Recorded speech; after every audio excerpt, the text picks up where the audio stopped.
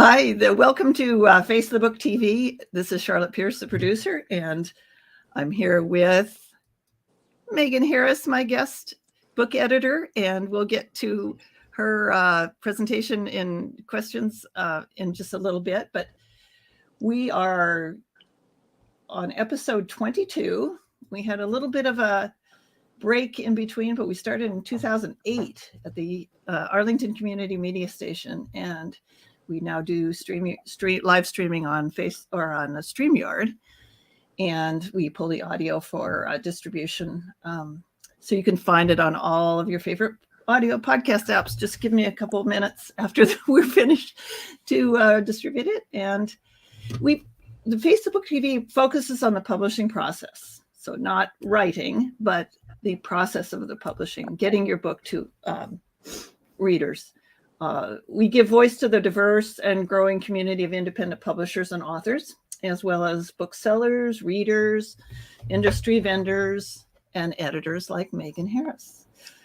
We poke inside bookshops, printing plants, libraries, book clubs, and all sorts of places where people are writing, designing, producing, selling, or reading books. While honoring print traditions, Face the Book TV also dives headlong into the swirl of new formats that have emerged in the age of social media. Like Megan, I found Megan on TikTok, so that's like totally foreign to me, but I'm getting into it.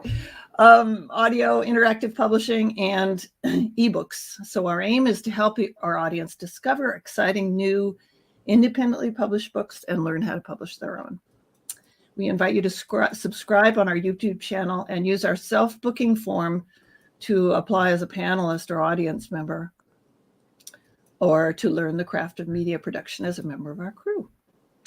And you can find all the links at piercepress.com and in the show notes on this episode, as well as contacts for Megan and other resources that she's going to refer to us. So hi, Megan.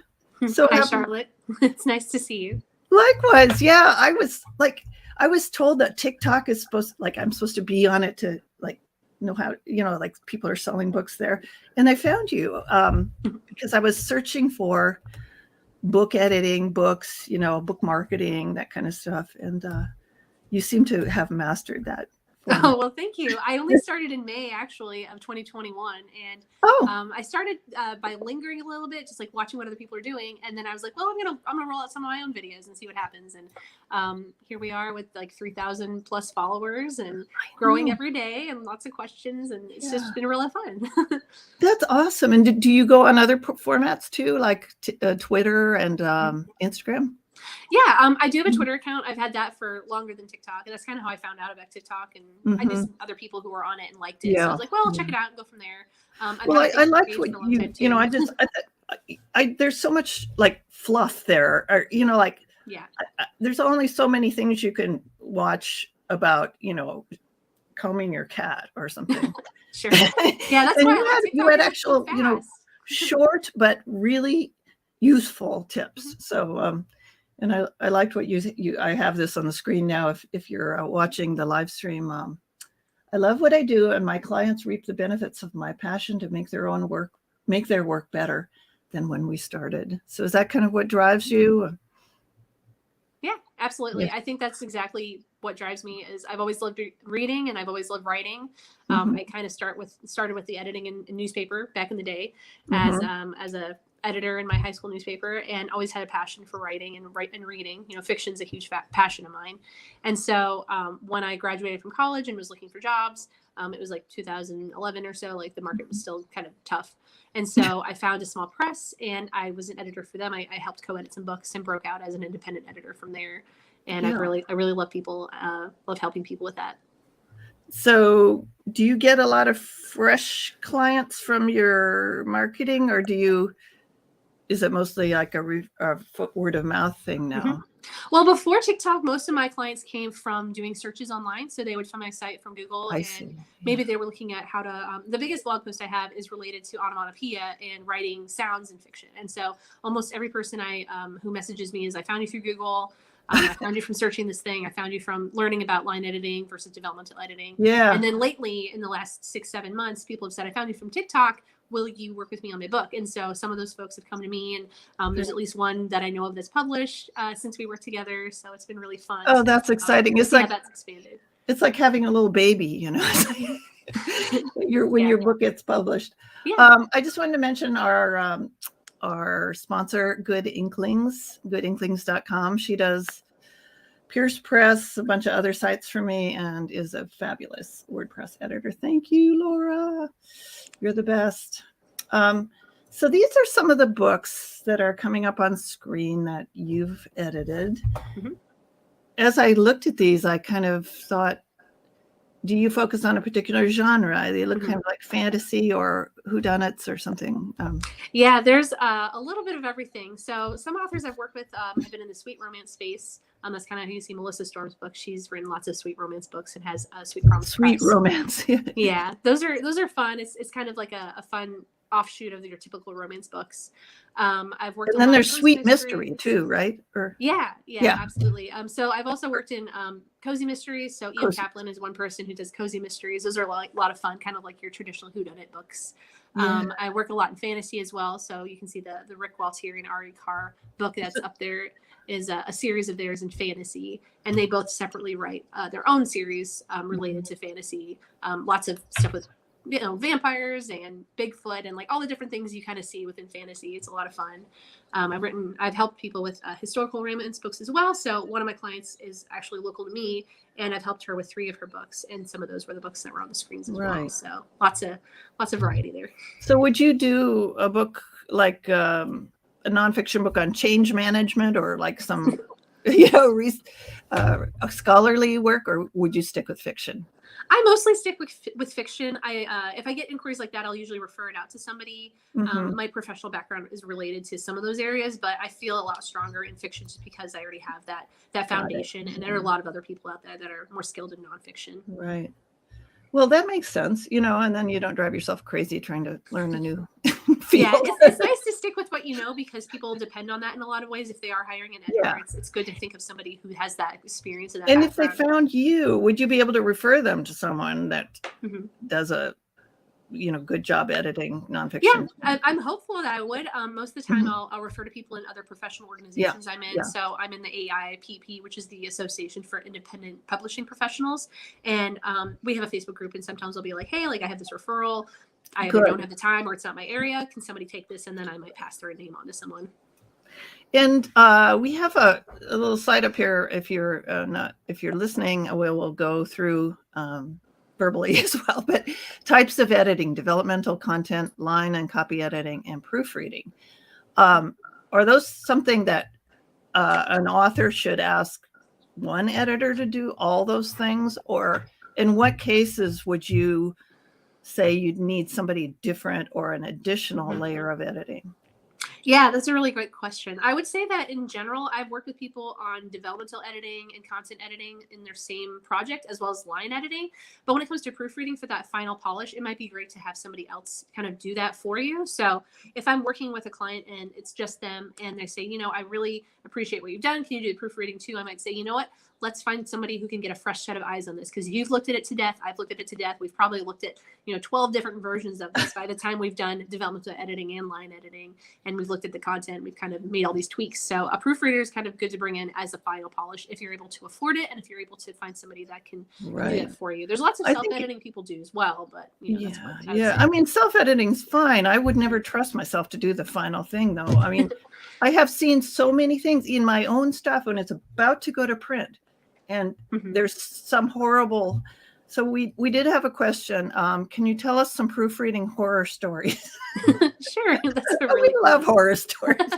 I think one frustration I've had with a client in the past is we did all the work, we got it published up there, and they had the wrong version. So the version that they published was a version on Amazon that I had never touched, and that had been kind of like out there. So keep your files organized and put the very final, very fiery final. Everybody's looked at it and proofread it and polished it up there.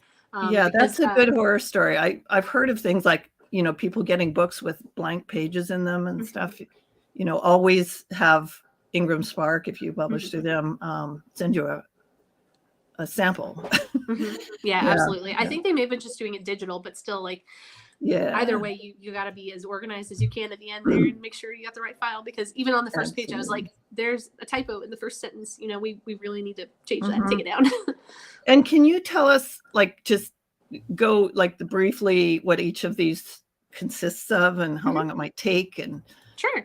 Yeah. So when it comes to developmental editing, that can be one, if you have not done it with somebody before, that can take a really long time, because you have to have them look through it and give you all of the information about pacing and character development, and if there are any areas that are weaker, or if there's something within your timeline that just doesn't make sense logically. So developmental editing can take quite a while.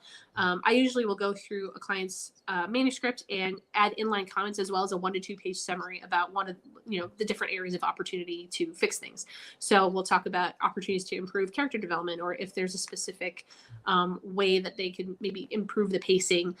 You don't need every step of every process that someone gets. Like, you don't have to have where they wake up and they eat breakfast and then they go jog and then they do another thing, and you can cut some of those things out. And that's a lot of what the developmental edit can flag, is to say, like, I'm glad that you've caught this in here, but it doesn't really add to the story. Let's, take these chunks out. And so that's what developmental edits take a long Just time. a quick question in here from someone. Do you find that authors are very sensitive about their words? I mean, how much of a psychologist do you have to be when you're dealing with, somebody's like, they're so attached to their words? Oh, absolutely. It's really hard to build a thick skin, like, right out of the gate. And so as an editor, you kind of have to walk that line of being sensitive, but also saying, like, our focus is to fix your story. Our focus is not an attack on you or anything you've done. The fact that you wrote a book is already an accomplishment, and you should really be proud of what you accomplished. That being said, like, making those improvements is only going to make the story better and only going to make it stronger for readers and make it more marketable, like we talked about before we hopped on here. Marketability is the biggest part of that you need for your book. And if the story has problems and you put it out there before it's ready, it's going to be less marketable. It's going to have bad reviews, or less than stellar reviews, and you want those stellar reviews to say this was a great book, I couldn't put it down. That's what you want to aim for. I don't know if you know the guys from Realm and Sands. That doesn't sound familiar to me. I'm sorry. Yeah, they have a podcast too, and they were talking about flow. Like, and if you have like one little typo, might not interrupt it, but if there's one more, it will stop people, and it will completely change their feeling about your book. So and it might generate a bad review then. When the rest of it is fine. Yeah, absolutely. So what's the difference between content editing and line or copy editing? Sure. So content editing is kind of a step down from developmental, where you can step back and say, okay, we're not getting into every line of the story. We're not getting into every nitty-gritty detail. Is everything, like you say, is everything flowing? Is everything going the way it needs to go? Are there things within the pacing that we need to kind of chip away at again? Is there ongoing themes that we need to address that maybe got dropped off at another point? So as an example, I was in an editing group recently, and someone talked about a book they were working on, and it was a romance book, and the person saved the protagonist from being hit by a train, and then later they kind of just never talked about it again. And so that's a common romance trope that's out there that people love reading about. But you kind of have to still, like, have a little bit later on about, like, hey, about that, how about you saving me on the train? Like, that needs to be addressed, and that trauma needs to be addressed in even a small way. That's amazing. Do you have little, like, Post-its or something, or do you do it all electronically? Oh, all the things I'm doing are electronic these days. I actually, it's funny you mentioned that. I dreamed last night about, like, printing out a book and editing it by hand. And I know a lot of people who enjoy doing that with their own books, but, like, for me, I'm like, well, then I would have to, like, put everything back into the digital copy, and that's just not how I operate. So. Well, I'm from the generation where, we did the little insert thing, and then the 3 lines for capitals, and then someone else would go and input it. And I learned a lot of those symbols. I just don't feel like I've used them a lot since I was in school, and it's nice to think about, like, that. I probably still got it since I'm dreaming about it, but well, we should do a trivia show and just have, like, what does this mean? Yeah, exactly. Good idea. Jeopardy question. So line and copy editing, and then, I mean, like, is that like where the character's eyes are blue and you want to make sure they're blue at the end of the story, or? Yeah, that's a little bit of what line editing does, but also you want to address that in the content. So sometimes if a client doesn't have it yet, I might make them a list of those types of characteristics. So it's good to have either a spreadsheet where you've got name, eye color, hair color, ethnicity, if you are mentioning it, other kinds of attributes. So if they have like a scar or something. I worked on a book recently where the character lost his eye. So you always have to make sure you're talking about the correct eye that's missing. Right. And so that's where that kind of comes into play with line editing as well as content editing. So the line editing, you go line by line, you fix the commas, you fix your missing, end quotation marks. If there's a missing parentheses mark, you catch that. So it's almost like a step up from proofreading, where proofreading is kind of your final polish, but line editing will be a little bit of all of that. I also try to help out clients with the formatting in that way. So I don't do like full formats, but if someone has tabbed wrong or incorrectly done it, or a page break's missing, that's kind of where I step in and say like, hey, your scene break would be great right here, or hey, your chapters are numbered wrong, or hey, you have an extra chapter 25, or whatever that comes into play with the line editing, just to flag it. Otherwise, you publish it and you're like, wait a minute, there's two chapters 25. Yeah. So I feel like proofreading, that's all, like, seems like all essential, those three things, but proofreading is something that to me, it takes a special brain. Do you feel like that? Yeah, I think proofreading is something that is definitely a learned skill, where you're looking at your style guides, you're keeping it as consistent as possible, you're combing through it as carefully as possible, sometimes doing more than one round. And it can be really beneficial for someone to do that outside of who's already looked at your project. So if another editor has worked on it and they've read it to death, and the client has also read it to the point where they can memorize it and like say it in their sleep, then the proofreader will be someone who can come in and say, have you thought of, this part, or maybe the style guides recommends a capitalization that's not happening, and then that can be, added in some ways. Something I want to address later, if you're comfortable doing it, is like what person should expect to pay for these different aspects of it. So, I know it depends on the individual project, but before that, I think we should get into self-editing. And you had put some points up here on the slides about ways to go about that. Yeah. The first one I had on here has a lot to do with the fact that we're in January now. NaNoWriMo was 2 months ago, and sometimes people will go right from that month of writing a whole book into editing in December. And I recommend taking a bit of a break, because if you're going to do that, you're really going to burn out on your story, and you're going to maybe like lose sight of it, or that break is really essential. So don't write up your draft and say, okay, tomorrow is editing time. Like having that break in there is super important. And that's why I add that in there. Like, get your brain separated from the project for a bit, come back with fresh eyes, and that will really help out. And what about automated tools? Yeah, so Word and Scrivener, and like all these different tools. Oh my God, I saw so many videos about Pro Writing Aid lately, like messing something up. About what? Pro Writing Aid. Pro Writing Aid. Yeah, it's a pretty nifty app. I had it for a while for some projects, but you have to really keep an eye on what it changes or what it recommends, because it's not always accurate. It might add in passive voice when you don't want it. It might have the wrong spelling for something. So be careful relying on what the tools in there say, because they may make a sentence that is grammatically correct and just change it to be incorrect or not the voice you want. So keep your voice in there and avoid relying on. Very good advice.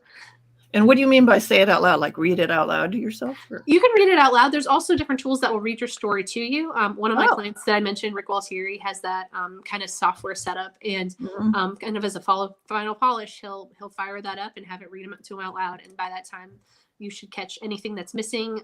So examples I've seen are like the word through, could be thorough or thought, and things that are very close in spelling, and then you see and you're like, I did not mean that word, let's fix that, and then you're good to go. It might be kind of a backup to your proofreading if you're doing some self-editing, or at least and consider the version of English that you're dealing with too. Yes, that's really important too. One thing I would say is I saw this recently, and I think people don't always remember this, that the way that we spell in American English is not the same as in other parts of the world. And so if you have characters that are from the UK and from the US. Keep your spelling consistent no matter where you're from. So if you're in the UK and you have American characters, don't change color to not have a U. Like keep everything with the U if you're doing U everywhere. So consistency is helpful, and saying it out loud is a good way to kind of see that, because you might be reading along as you're saying it out loud, or if the software is reading to you, you can read along and say, oh, wait a minute, like the spelling here should be different, or if the software setup's not the right preference, then you can catch it. Yeah, it just kind of puts a different part of your brain, like the awareness. Yeah. I mean, I can't tell you how many times I've looked at the same word and someone tells me it's spelled wrong. I mean, I'm really good at language. I just,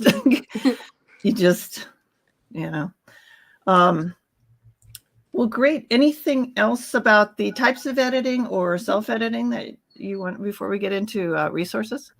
Yeah, I think the last thing I would really say is if you're not really confident with self-editing, just do the best you can and keep things consistent. I think consistency is the biggest part of it, because if you are going back with an editor and they say, oh, like I've consistently noticed this problem, then it might be easier to do a find and replace and fix what that problem is than to, have just kind of glossed it over and forgotten about that. So consistency is like the thing I stress the most when it comes to self-editing. If you can find a way to consistently say it and argue it when you come with an editor later, then they might be able to brilliant. Yeah, like, that's perfect. Yeah, very good advice. Wow. So you have your top 5 resources. We have about 8 more minutes, so we got a bit of time. But so tell me a little bit about each one of these and why you recommend them. Yeah, sure. I recommend them, and I list these actually on my website as well with my resource list. But each of these is a site that's related to self-publishing and provides a lot of topics and tools and resources that help writers. So, for example, with janefriedman.com, you will find so many different resources for publishing there. Whether you're wanting information about like how do I find a critique partner, or what you need to do for your own self-editing. There's just so many different tips and tools that these sites have. And so the passive voice, for example, is one that's actually written from the perspective of someone who's involved in law and how this impacts self-publishing. So that's where I would go for that. And if you're looking for a community, Ally is the place to go. Alliance for Independent Authors. Now that's an English group, right? I think it is in the UK, yeah. But you find the value is universal. Yep, absolutely. I've seen I think I may have found them initially through Twitter and saw a lot of their posts and resources and saw, this is helpful no matter really where you are. So definitely check those out and see what kinds of things they offer that might be helpful for you as an author and continue to help you on your writing journey.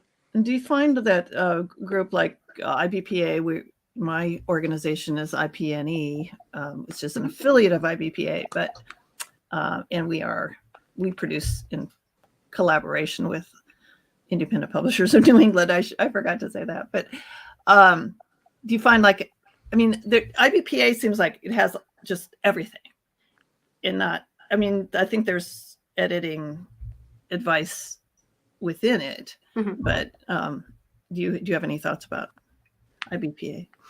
Yeah, I think groups like that are helpful if you're looking for community and looking for continuing, help within your community.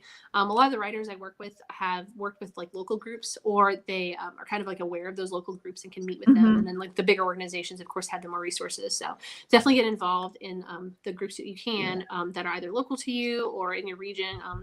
And see if those would be a good fit for you and for your schedule and for what you're looking for to get out of your writing. Because I think that's the biggest part, is like thinking about what your goals are and how that group can support your goals. Yeah, opposite. Great advice. So now it's crystal ball time. And I got this from my following Joanna Penn. She's a big, she's investigated a lot of AI stuff, automated this and that.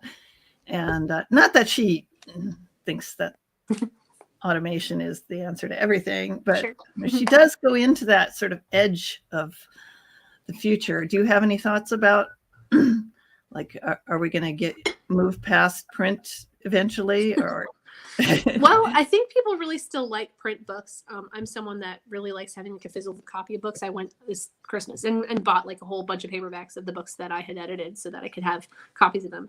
I think for the future of book publishing, I've seen a lot about Kindle Vella. I think that's something that people might embrace if they really like snackable content. So you might get a chapter here and there of those different series. It's just a matter of like, will Amazon support that in the future? I'm not really sure. So I'm really interested in what happens with Kindle Vella. I see a lot of people using it for their stories. I think it's kind of neat to explore because we remember hearing about how Sherlock Holmes was created and how that was kind of your snackable content of that time and how people would get those serials. And it's kind of like a serial. So I think that serials can be really helpful. It kind of helps people think about how it works with podcasts themselves. Like you get an episode every so often and you get a chapter every so often. So I see a lot happening with that. I think people kind of are shying away from how that might look with Amazon, but it really depends on what Amazon does to invest in it. If they decide to continue with it, or if it's something that will be discontinued, like the Kindle. But it's active now, isn't it? Mm-hmm. Yep, it's active now. I've seen a lot of people post about it.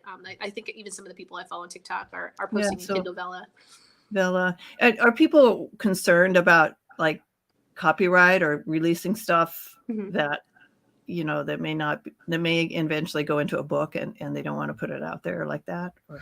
I think that is definitely a concern, but that's a concern everywhere. I think that's something that I think the people who might be concerned with that aren't necessarily aware that no matter how you release it, it's yours, it's your copyrightable material. And people often do find their books on pirated sites. Even if it's a full book that was never seen by anybody else, then it might be on a pirated site. So it's always really a concern. And I think that's something that would be really great if publishing could make that a more stringent process for people, protect the rights of writers and protect the creators. Right. It's not something that I think gets enough attention, and it'd be great if that was something I saw more in publishing coming up. How do we continue to protect writers? How do we get Amazon to understand that we don't want these books on pirated sites? Can you do something about it? You have all these resources.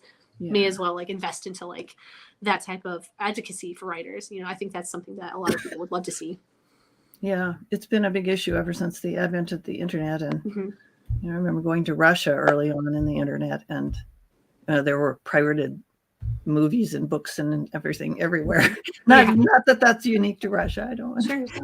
But anyway, so let's we're going to have a little time at the end for anything else you want to add. But my company is Pierce Press, and we have a new book coming out, a children's book. I don't produce my own books, but this is by my author, Cheryl Davis. And it's a book about a kid who flies around the world saving habitats and animals and things. Do you maybe we'll have another session about editing children's books, because the text is very short, but I'm wondering what let's do that. And the next time you come on, it's we could get into my stuff, but we'd love to have you connect with Face the Book TV. Listen, the episode hashtag is, believe it or not, Face the Book TV. And you can find all the show notes and links and everything to Face the Book TV on piercepress.com. Eventually I'll have a website for Face the Book TV, but we're still going through my publishing site. Here's our hashtags, Face the Book TV. If you're a member of Independent Publishers of New England, we'd love to have you use that hashtag, and we will stalk you on the internet and give you prizes and wonderful things. Hashtags and tags are always helpful. That kind of lets us know that you're out there and and we can collaborate and support each other in getting our books to wonderful readers. We have some upcoming episodes are fantastic book covers.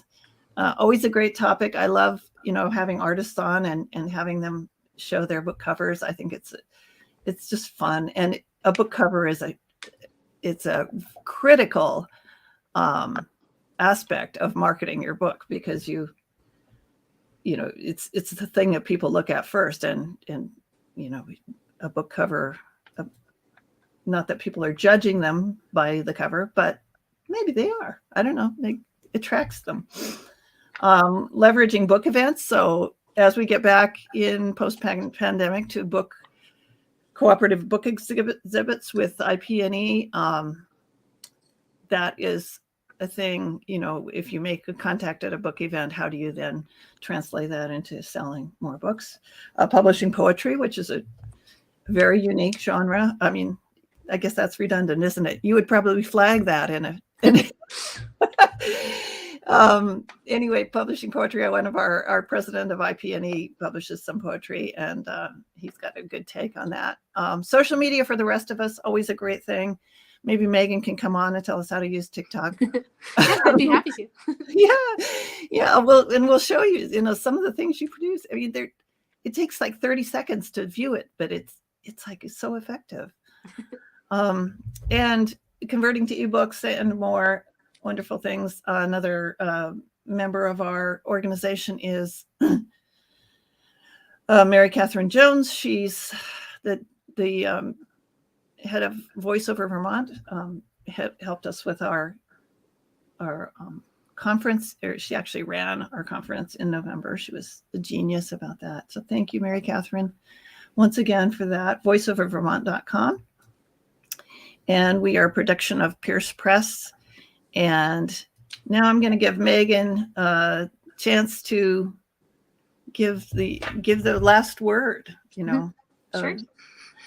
Yeah. Well, thank you for having me. And anybody who's really looking for editing tips and advice, definitely check out the resources that we've got in the slides. I think that'll be really helpful to look at. And if you want to find me on social media, you can just find me at mharriseditor, and that's also at mharriseditor.com. It's my website. So thank you for having me, and best of luck for all you writers out there. It's a tough thing to work on your book and edit your book, especially if you bring in an editor for the first time, but it's totally worth it. So and there's a lot of guidance out there that you can have. So thank you so much, Megan, and we'll have you back on for that children's book discussion. I swear, I need it. Okay, thank you. This is Charlotte Pierce signing out for Face the Book